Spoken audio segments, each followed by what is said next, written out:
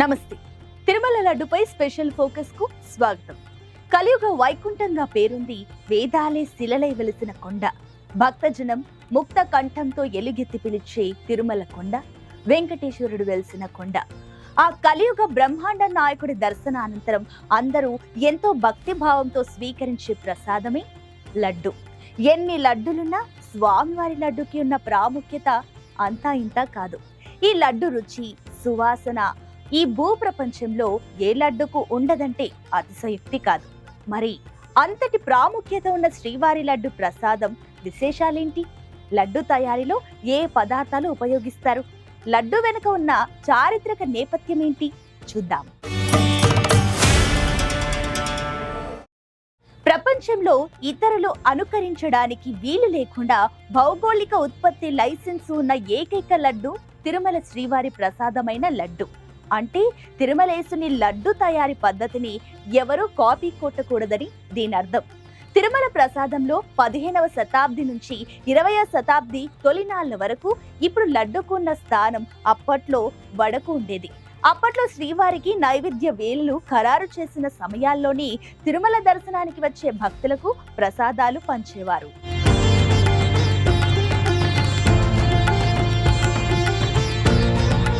ఆ రోజుల్లో వెంకటేశ్వర స్వామివారి దర్శనానికి వెళ్లిన భక్తజనులకు భోజన సదుపాయాలు లేవు. ఈ ప్రసాదాలు స్వీకరించే భక్తులు తమ ఆకలిని తీర్చుకునేవారు. వాస్తవానికి ఆంగ్లేయుల పాలనలో తిరుమల ఆలయ నిర్వహణను మహంతులు పర్యవేక్షించేవారు. వారు 19వ శతాబ్ది మధ్య భాగంలో ప్రసాదాల్లో తీపి బూందీని ప్రవేశపెట్టారు. 1940 నాటికి క్రమేపీ ఆ తీపి బూందీ కాస్త లడ్డూగా రూపాంతరం చెందింది. కాలక్రమంలో వడ స్థానంలో లడ్డూ పూర్తిస్థాయి ప్రసాదమయ్యింది.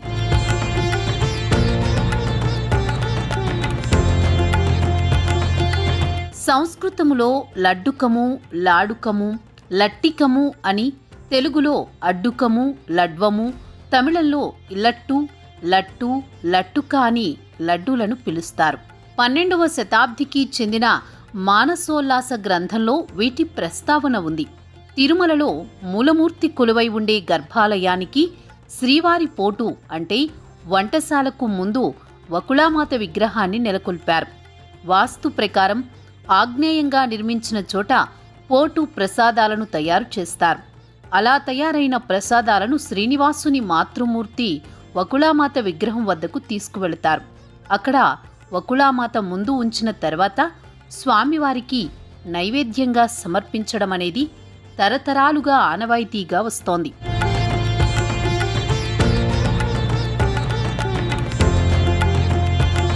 శ్రీనివాసుని ఆలయంలో లడ్డూల తయారీకి వినియోగించే వస్తువులు, సరుకుల మోతాదును దిట్టం అని పిలుస్తారు. మొదటిసారిగా తిరుమల తిరుపతి పాలక మండలి 1950లో దిట్టమును నిర్ణయించారు. పెరుగుతున్న భక్తుల రద్దీకి అనుగుణంగా దిట్టాన్ని క్రమంగా పెంచుతూ వచ్చారు. ప్రస్తుతం 2001లో సవరించిన దిట్టాన్ని టీటీడీ అనుసరిస్తోంది. దీనిని పడితరం దిట్టం స్కేలుగా కూడా వ్యవహరిస్తున్నారు. పడి అంటే అర్థం 51 వస్తువులు. పడికి కావలసిన వస్తువులను దిట్టంగా ఉంచుతారు.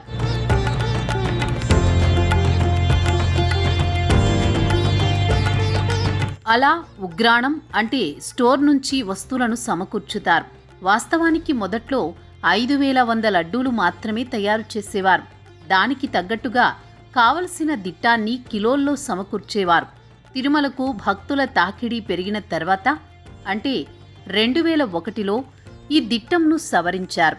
2001 దిట్టం స్కేలు ప్రకారమే లడ్డూలను ఇప్పటికీ తయారు చేస్తూ వస్తున్నారు. 5100 లడ్డూల తయారీకి గాను 803 కేజీల సరుకులను వాడతారు. అంటే 803 కేజీల వివిధ రకాల సరుకులతో 5100 లడ్డూలు తయారు చేస్తారు.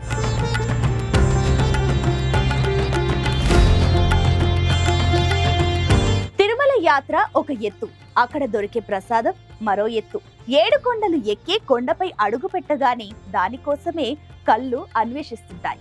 ఆ పేరు వింటే చాలు నోరూరుతుంది. భక్తి భావం పొంగి పొర్లుతుంది. పవిత్రతకు, రుచికి మారు పేరైన ఆ పదార్థమే శ్రీవారి లడ్డు. తిరుమల వెంకన్నకు ఎంత పేరుందో అంతే పేరు ప్రఖ్యాతలు తెచ్చుకుంది లడ్డు. తిరుమలకు వెళ్లిన భక్తులు శ్రీవారి దర్శనం అయినా కాకపోయినా లడ్డు దొరికితే అదే మహాభాగ్యం అనుకుంటారు.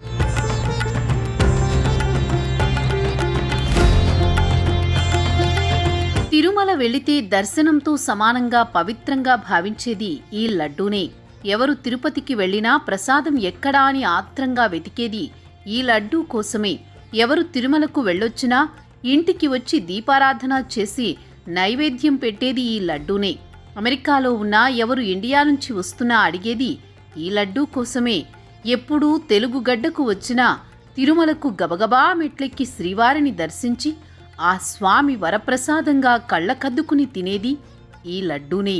విశ్వరూపధారి అయిన తిరుమల గోవిందుడు మన ఇంటికి వచ్చేది ఈ లడ్డూ రూపంలోనే. ఈ లడ్డూ కేవలం ప్రసాదం కాదు, కోట్లాది భక్తుల ఎమోషన్.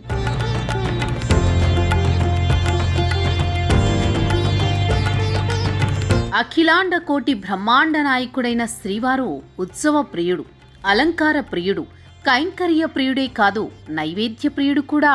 ప్రపంచంలో ఎక్కడా జరగనన్ని నివేదనలు ఏడుకొండలపై శ్రీవారికి జరుగుతాయి. కానీ అన్నింటికంటే అటు శ్రీవారికి ఇటు భక్తులకు ప్రియమైనది లడ్డూ ప్రసాదమే. పదకవితా పితామహుడు అన్నమయ్య మొదటిసారి ఏడుకొండలవాడిని దర్శించినప్పుడు నైవేద్య ప్రియుడంటూ కలియుగ దైవాన్ని తన కీర్తనలతో ఆట పట్టించేవాడు. అందుకే తిరుమల వైభవం గురించి మాట్లాడుకుంటే ముందుగా గుర్తొచ్చేది లడ్డూ ప్రసాదమే. అమృత పదార్థంగా భక్తిరస మాధుర్యాన్ని పంచుతుంది వెంకన్న లడ్డూ.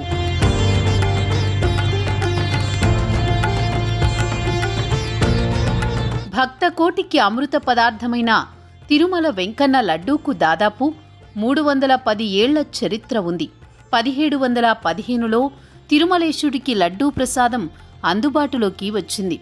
భక్తకోటికి ప్రీతిపాత్రమైన లడ్డూ నైవేద్యం అంటే ఆ పద్మావతి విభుడికి కూడా ఎంతో ఇష్టమంటారు అర్చక స్వాములు. శ్రీవారి లడ్డూ ప్రసాదాన్ని 1803లో అప్పటి మద్రాసు ప్రభుత్వం తొలిసారిగా ఆలయంలో బూందీ ప్రసాదాన్ని ఇచ్చింది. ఇది చారిత్రక ఆధారం కాగా అప్పటి నుంచే ప్రసాదాలు కూడా విక్రయించేవారన్న ప్రచారమూ ఉంది. పల్లవుల కాలం నుంచే ప్రసాదాల పరంపర మొదలైందని చరిత్ర చెబుతుండగా అప్పట్లోనే శ్రీవారికి సంధి నివేదనలుగా నైవేద్య వేళలు ఖరారయ్యాయి. ఈ సమయాల్లోనే భక్తులకు ప్రసాదాలు పంచేవారు. ఆ రోజుల్లో కొండమీద భోజన సదుపాయం లేకపోవడంతో ఆ ప్రసాదాలే భక్తుల ఆకలి తీర్చేవి.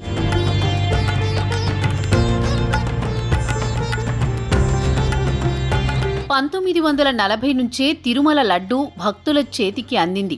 1933లో తిరుమల తిరుపతి దేవస్థానం ధర్మకర్తల మండలి ఏర్పాటైన తరువాత ఆలయంలో ప్రసాదాల వితరణ, విక్రయ కార్యక్రమాలను పెంచగా 1940 నుంచి బూందీని లడ్డూగా మార్చి భక్తులకు పంచడం అమల్లోకి వచ్చింది.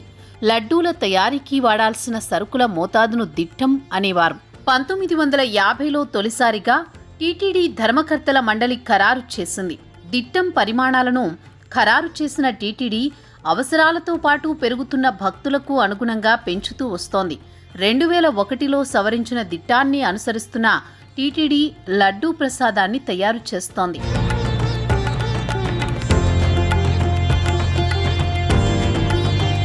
కోర్టులో దిట్టం ప్రకారం 1 గంటకు 5100 లడ్డూలు తయారు చేయడానికి మొత్తం 803 కేజీల ముడిసరుకు వినియోగిస్తుంది టీటీడీ. ఇందులో ఆవు నెయ్యి 165 కిలోలు, శనగపిండి 180 కిలోలు, చక్కెర 400 కిలోలు, ముంత మామిడి పప్పు 30 కిలోలు, ఎండు ద్రాక్ష, కలకండ, యాలుకలు వాడుతారు. టీటీడీ తయారు చేసే లడ్డూ మరెక్కడా తయారు చేయకుండా పేటెంట్ హక్కులు కూడా దక్కించుకుంది. భక్తులకు అందజేసే ఉచిత లడ్డూ కాకుండా 3 రకాల లడ్డూలను కూడా టీటీడీ తయారు చేస్తోంది. రోజు దాదాపు 15 మెట్రిక్ టన్నుల నెయ్యిని వినియోగిస్తూ 3 నుంచి 3.5 లక్షల లడ్డూలను తయారు చేస్తున్న పోటులో 600 మంది సిబ్బంది గుమగుమలాడే లడ్డూ ప్రసాదాన్ని తయారు చేస్తారు.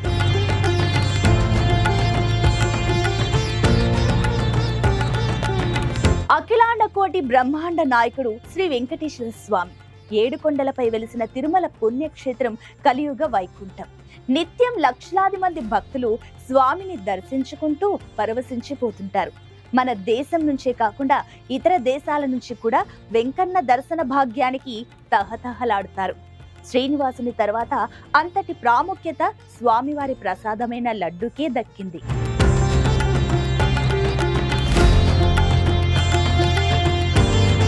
తిరుమల వెంకన్న భక్తులే కాదు, సమస్త భక్తజనం ఎంతో భక్తి శ్రద్ధలతో ఏడుకొండలవాడి లడ్డూ ప్రసాదాన్ని స్వీకరిస్తారు.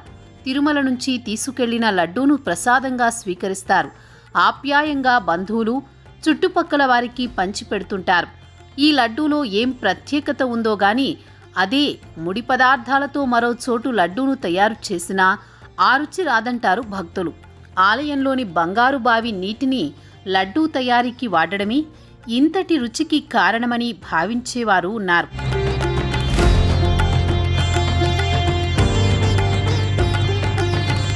ఇంతటి ప్రాముఖ్యమున్న వెంకన్న లడ్డూ వితరణ ప్రారంభమై 300 ఏళ్లు పూర్తయ్యాయి. లడ్డూ చరిత్రను ఓసారి పరిశీలిస్తే పురాతన చరిత్ర గల తిరుమల శ్రీవారి ఆలయంలో ఆదాయాన్ని పెంచుకోవాలని నాటి బ్రిటిష్ పాలకులు ఓ నిర్ణయానికి వచ్చారు. దీంతో మహంతుల కాలంలో అంటే 1885లోనే మొదటిగా లడ్డూ వడలను ప్రసాదంగా పెట్టే ఆచారాన్ని ప్రవేశపెట్టారు. కాకపోతే ఇదే లడ్డూను అంతకు ముందే చాలా కాలం నుంచి బూందీ రూపంలో భక్తులకు పంచిపెడుతుండేవారు. ఇలా మొదటిసారిగా 1715 ఆగస్టు 2 బూందీని లడ్డూగా మార్చి తిరుమల శ్రీవారికి నివేదించి భక్తులకు ఇవ్వడం ప్రారంభమైనట్టు తెలుస్తోంది.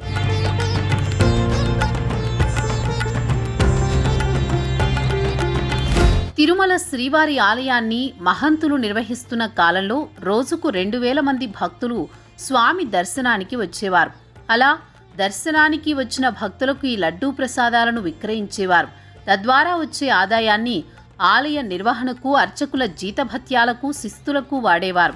వచ్చే ఆదాయంలో 25% వాటాను ఆలయ నిర్వహణకు వెచ్చించగా మరో 25% వాటాను ఆలయంలో పనిచేసే అర్చక, మిరాసీదారుల కోసం వినియోగించేవారు. మిగిలిన వాటిలో 10% తిరుమల మున్సబ్ పాలెగాళ్లకు పోగా మిగిలిన 40% బ్రిటిష్ పాలకులకు శిస్తుగా చెల్లించేవారు. అలా శ్రీవారి ఆలయంలో ఆదాయాన్ని పెంచుకునే క్రమంలోని మహంతులు ఆనాడే లడ్డూ ప్రసాదాలను శ్రీవారి ఆలయంలోని పోటులో తయారు చేసే విధానాన్ని అమలులోకి తెచ్చారు.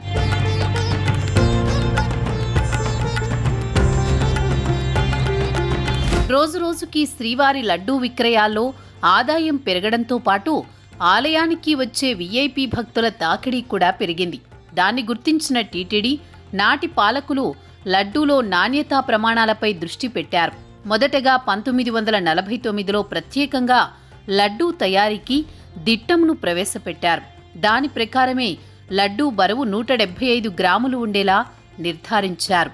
అలాగే శ్రీవారి కళ్యాణోత్సవ సేవను టీటీడీ 1973లో ప్రవేశపెట్టినప్పుడు పెద్ద లడ్డూ అమలులోకి వచ్చింది. దాని బరువు 525 గ్రాములుగా నిర్ణయించారు.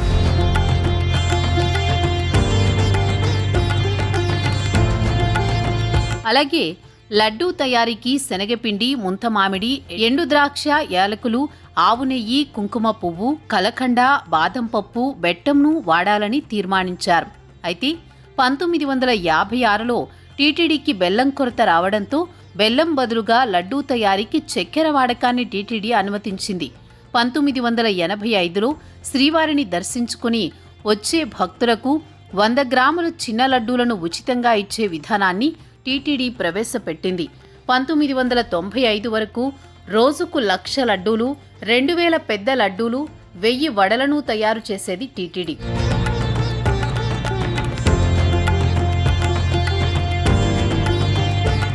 అయితే రోజురోజుకు తిరుమలకు వచ్చే భక్తుల సంఖ్య అనూహ్యంగా పెరగడంతో భక్తులకు అవసరమైనన్ని లడ్డూలు అందించలేక టీటీడీ చేతులెత్తేసింది.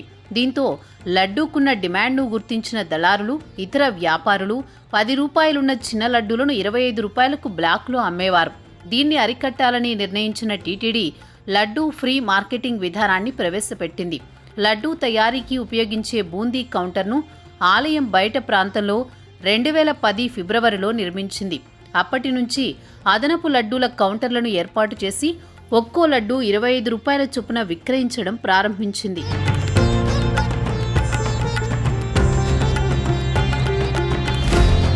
తిరుపతి వెళ్తున్నారా? వచ్చేటప్పుడు లడ్డూ తీసుకురావడం మర్చిపోకండి. తిరుమల నుంచి వచ్చారా? మరి లడ్డూ ప్రసాదం తెచ్చారా? ఇది వెంకటేశుడి దర్శనానికి వెళ్లి వచ్చిన భక్తులకు ఇరుగు పొరుగు వారు, స్నేహితులు వేసే ప్రశ్నలు. అంతలా భక్తుల మనసులో స్థానం సంపాదించింది తిరుమల లడ్డు.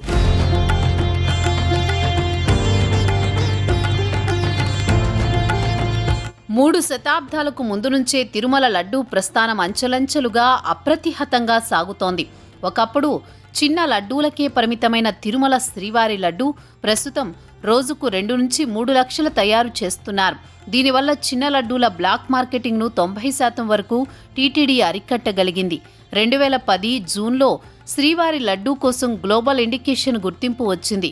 ఈ మధ్యనే శ్రీవారి లడ్డూకు జాతీయ ఆహార నాణ్యతా సంస్థ నుంచి కూడా గుర్తింపు వచ్చింది.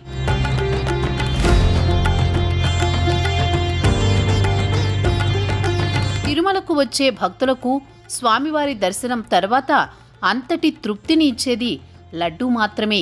ప్రతిరోజు శ్రీవారి దర్శనానికి సుమారు 80 నుంచి 90 వేల మంది వస్తూ ఉంటారు. రద్దీ సమయాల్లో అది రెట్టింపుగా ఉంటుంది. వీరి కోసం రోజుకు 3 లక్షల లడ్డూలను తయారు చేయిస్తుంది టీటీడీ. ఈ లడ్డూలన్నీ శ్రీవారి ఆలయంలోని పోటులో తయారు చేస్తారు. అందుకే ఈ లడ్డూకు టీటీడీ పేటెంట్ హక్కును కూడా సొంతం చేసుకుంది.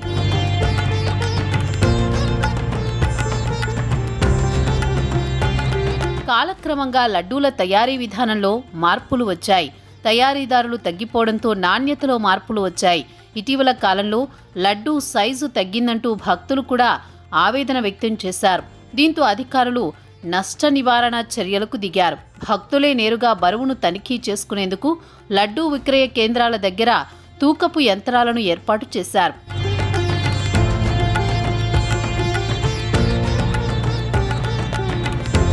ఇంత పేరు ప్రతిష్టలున్న లడ్డూలో దాదాపు గత 15 ఏళ్లుగా నాణ్యత లోపిస్తుందని భక్తుల నుంచి ఆరోపణలు వస్తున్నాయి.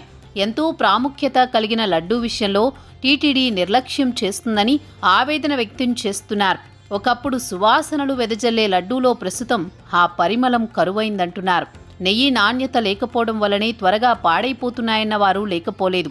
ఓ భక్తుని ఫిర్యాదు మేరకు 6 ఏళ్ల క్రితం జాతీయ ఆహార నాణ్యతా సంస్థకు చెందిన సభ్యులు లడ్డూ పరీక్ష కోసం టీటీడీని సంప్రదించారు.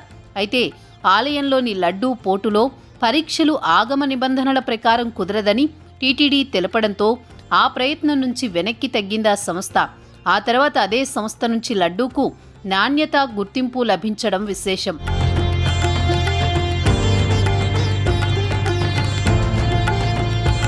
కలియుగ దైవం శ్రీ వెంకటేశ్వర స్వామిని దర్శించుకునేందుకు ప్రపంచవ్యాప్తంగా భక్తులు తిరుమలకు ప్రతిరోజు పోటెత్తుతుంటారు. ఆనంద నిలయంలో స్వామివారి నిలువెత్తు విగ్రహాన్ని దర్శించుకుని తన్మయత్వం పొందుతారు. అనంతరం ఆలయం వెలుపల శ్రీవారి ప్రసాదంగా లడ్డూను ప్రతి భక్తుడు స్వీకరిస్తాడు.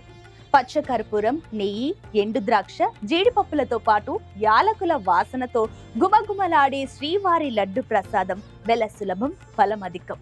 ఇది తిరుమలేశుడి లడ్డు కథ. మరో ఎపిసోడ్లో మళ్ళీ కలుద్దాం. నమస్తే.